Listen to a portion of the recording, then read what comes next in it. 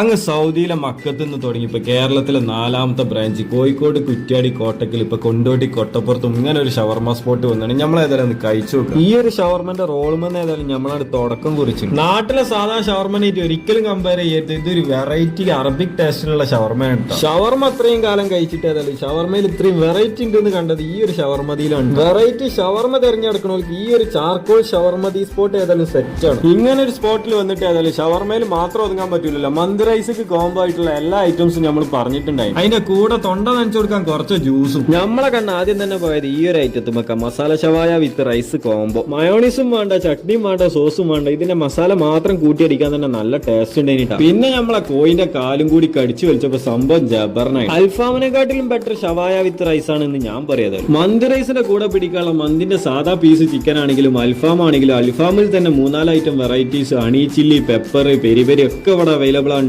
ഇവൻ ഏതായാലും ഒന്ന് പ്രത്യേകം എടുത്തു പറയുന്നതാണ്. എനിക്ക് സോസും മയോണീസും നല്ലോണം ഇല്ലാതെ കറി പോലെ കുഴച്ചു കൂട്ടാൻ ഞങ്ങൾക്ക് ഇറങ്ങൂലത്. ഞമ്മക്ക് ഏതായാലും ഈ ഒരു ഷവായന്റെ മസാല നല്ലോണം പെരുത്തി ഇഷ്ടമാണ്. പിന്നെയും ചോദിച്ച് വാങ്ങിയാണ്ട് റൈസൊക്കെ കൂട്ടി പിടിച്ചിട്ട് ഞമ്മക്ക് ഏതായാലും ഇഷ്ടമാണ്. നിങ്ങൾക്ക് ഇഷ്ടാവോ നോക്കണ്ട്. ഈ ഒരു ഷവായന്റെ മസാലയും കൂട്ടി പിടിക്കുകയാണെങ്കിൽ ഒരു മയോണീസിന്റെ ആവശ്യമില്ല. ഒരു ഓറഞ്ച് ജ്യൂസും കൂടി കുടിച്ചാണ്ട് ഏതായാലും നമ്മൾ ആ ഒരു പരിപാടിയാണ് കലാസാക്കിയാണ്. അത്യാവശ്യം നല്ല ഡൈനിങ് സ്പേസും അതുപോലെ തന്നെ നല്ല പാർക്കിംഗ് ഉള്ള ഒരു ഷോപ്പാണ്. നമ്മളെ കൊട്ടപ്പുറം സെന്ററിൽ തന്നെയാണ് ഈ ഒരു ഷോപ്പ് വരുന്നത്.